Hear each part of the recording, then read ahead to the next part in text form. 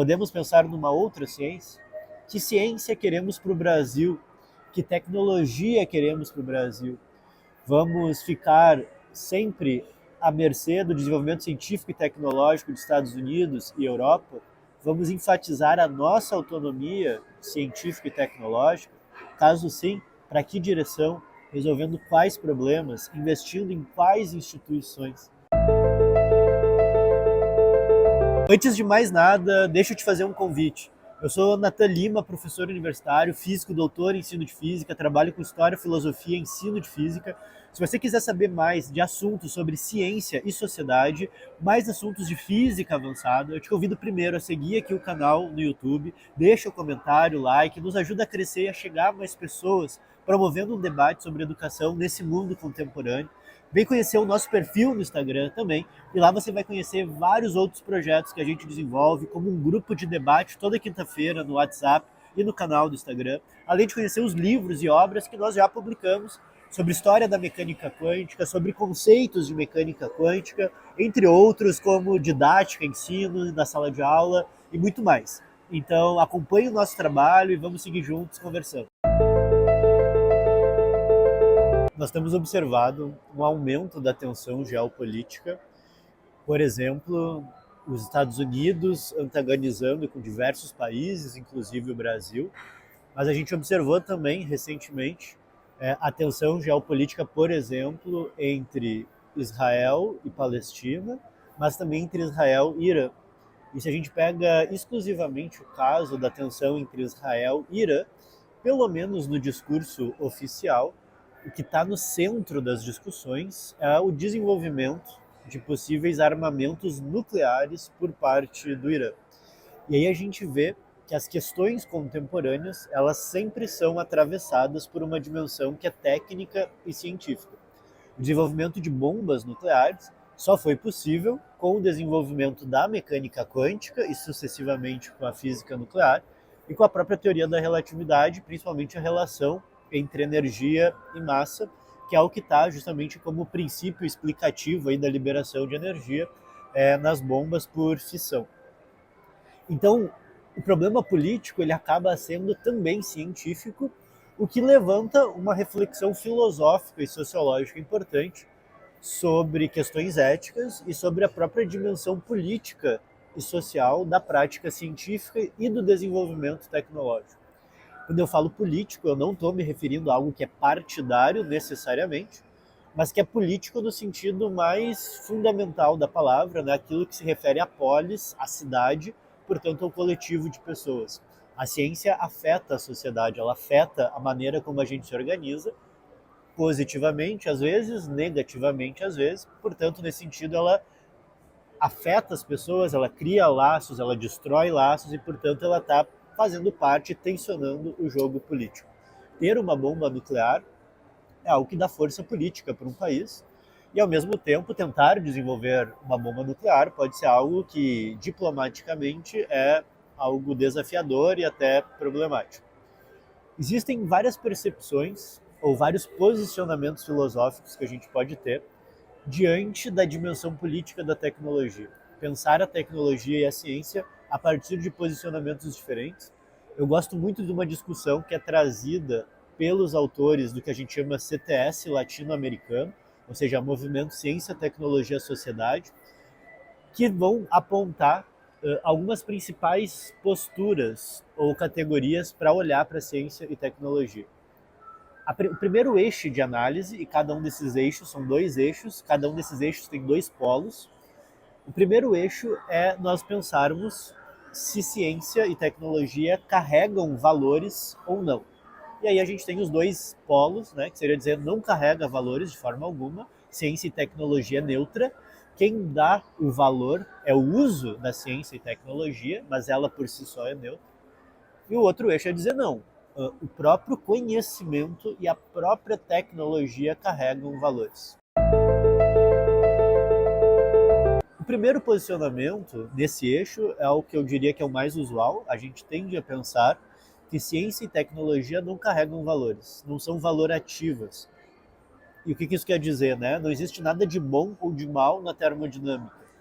Não existe nada de bom ou de mal na teoria da relatividade ou na mecânica quântica. Elas são teorias, são equações, são postulados. O uso deles é que pode ser apropriado ou inapropriado, pode ser benéfico ou prejudicial.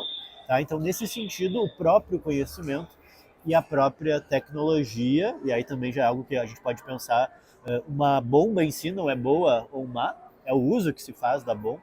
Né? Se alguém usa, alguém pode argumentar assim, né? Se a bomba ela é utilizada justamente como um mecanismo de coação para que não haja guerra, né? Então ela pode ser boa, porque ela evita que a guerra aconteça. Né? Outras pessoas, né, quem acredita que a tecnologia e ciência carregam valores, vai dizer a bomba por si só é algo que é ruim, porque ela tem dentro de si a ideia de destruir, de matar, de explodir de alguma forma. Então, quem acha que ciência e tecnologia carregam valores, que é o outro polo, entende que existe algo de algum valor intrínseco associado à tecnologia e ao conhecimento desenvolvido. Então, por exemplo, né, há valores na bomba nuclear e, portanto, há valores implícitos na física nuclear, na mecânica quântica, na ciência como um todo. Um debate, né, pensando em tecnologia, que é muito usual, por exemplo, é a questão do uso de armamentos. Armas são neutras ou carregam valores, né, que é o mesmo caso da bomba. E aí um slogan muito comum é: armas não matam pessoas, pessoas matam pessoas. Então a arma por si só não é boa ou ruim. Eu posso usar para me defender ou para atacar. Então é o uso que é feito que é bom ou ruim, mas não a própria tecnologia. Quem defende o outro posicionamento, que é a ideia de que sim carrega valores, já pensa de uma forma diferente. Existem teorias sociológicas de agência social, né? Então eu ajo no mundo, eu tenho certas performances no mundo, eu afeto o mundo de uma certa forma usual, mas com um determinado dispositivo isso pode modificar a minha agência. Então eu sozinho consigo resolver certos problemas de física, mas com um lápis e um papel eu consigo resolver outros problemas. Com uma calculadora eu resolvo outros problemas. Com um computador eu resolvo outros problemas. Então a minha agência se modifica com o uso de certas tecnologias. Se eu entro numa briga no dia a dia, né, alguém me irrita na rua, eu posso sentir vontade de empurrar a pessoa, de ofender ela verbalmente. Mas dificilmente eu vou sentir vontade de matar essa pessoa, porque eu não tenho nem condições de fazer isso. Agora, se eu estiver armado, eventualmente isso pode me deixar, né, empoderado, irado e me sentir no direito de ameaçar e eventualmente por um ataque de raiva cometer uma ação mais grave. Então, se uma pessoa está armada, eventualmente aquilo pode motivar uma certa ação ou lhe dar certa agência que não ter o dispositivo não lhe daria. E nesse sentido, os dispositivos, alterando a agência dos atores, acabam carregando os valores. Ter um armamento pode fazer alguém matar, que era uma ação que ela não faria de outra forma. Então, ela incentiva, ela faz com que ressoe, reverbere, intensifique certas ações. E nesse sentido, ela carrega valores. Um país com uma bomba nuclear pode ter uma negociação diplomática diferente de quem não tem uma bomba nuclear. Países que desenvolveram certos elementos podem ter certas ações que outros não têm. E nesse sentido, os valores que aquela ideia pode permitir, né, pode de alguma maneira ressaltar, estão intrínsecas à própria tecnologia e ao conhecimento científico. Então existem argumentos dos dois lados para a gente pensar se ciência e tecnologia carregam valores ou não. No outro eixo, a gente tem a ideia de que ciência e tecnologia se desenvolvem de forma autônoma ou se o seu desenvolvimento é contextual e controlado pelo homem. Uma pergunta super interessante para a gente entender o X da questão é pensar: se a nossa sociedade fosse destruída, não sobrasse quase nada, a gente tivesse que construir tudo do zero, a gente desenvolveria a mesma ciência e as mesmas tecnologias? A matemática seria obrigatoriamente a mesma? Com os mesmos teoremas, com os mesmos postulados, com os mesmos axiomas? Se a gente começasse do zero a física, a gente desenvolveria a mesma termodinâmica, a mesma teoria eletromagnética, seria na mesma teoria da relatividade? Se a gente pensa que sim, a gente pensa que a ciência e a tecnologia são autônomas. Existem verdades que vão sendo descobertas e, intrinsecamente, a gente chega nessas verdades, independentemente de contexto, de cultura, de tempo, de qualquer coisa. O outro lado é pensar que não. Dependendo da nossa cultura, do nosso contexto, dos nossos valores, a ciência pode tomar rumos diferentes. E, portanto, a tecnologia também. Então, também existem argumentos para a gente pensar que ciência e tecnologia são autônomos. Às vezes a gente olha para a matemática ou para a parte muito abstrata da física e aquilo parece muito autoformado, independente de valores.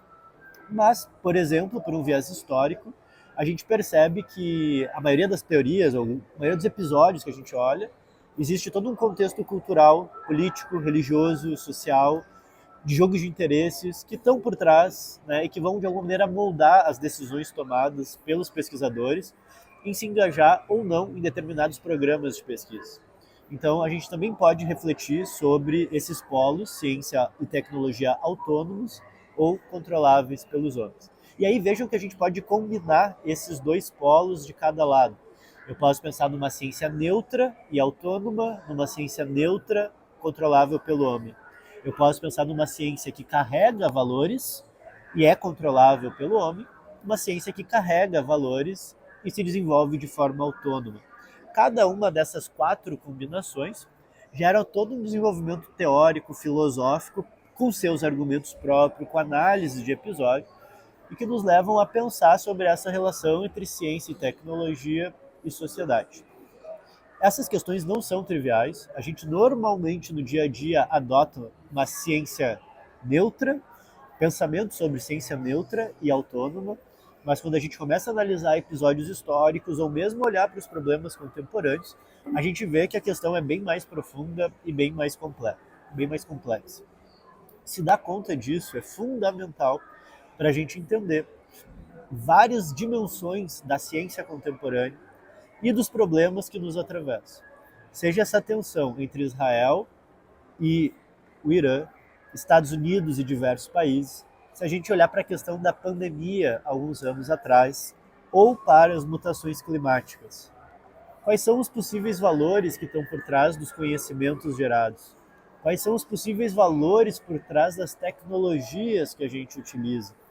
Será que é possível nós pensarmos uma outra ciência e, a partir de outros valores, termos uma ciência que seja mais regenerativa do ponto de vista ambiental ou mais solidária, que não carregue valores tão individualistas, se é que se pode dizer que ela carrega valores individualistas?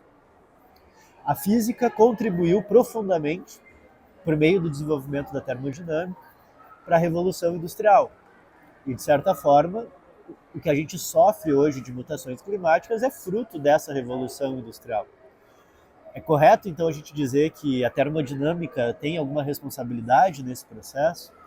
Caso sim, podemos conscientemente buscar outros valores e retencionar a ciência, retencionar a comunidade científica e o desenvolvimento tecnológico para ter uma outra vivência no mundo, para produzir outras formas de sociabilização e de relações sociais.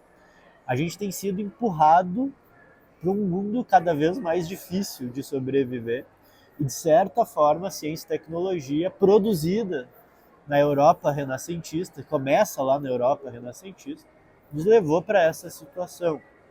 Podemos pensar numa outra ciência? Que ciência queremos para o Brasil? Que tecnologia queremos para o Brasil? Vamos ficar sempre à mercê do desenvolvimento científico e tecnológico dos Estados Unidos e Europa? Vamos enfatizar a nossa autonomia científica e tecnológica? Caso sim, para que direção? Resolvendo quais problemas? Investindo em quais instituições? Essas questões são fundamentais para a gente pensar o próprio Brasil, para a gente pensar as desigualdades sociais, para a gente pensar o meio ambiente, para a gente pensar a educação. Existe aí um mundo de literatura, né, para olhar sobre a relação entre ciência e tecnologia, e o vídeo de hoje é um convite para a gente pensar sobre todas essas questões. Pensar que Brasil nós queremos, que mundo nós queremos, e como que a gente pode investir numa ciência e tecnologia que possa nos ajudar a desenvolver ou construir esse mundo.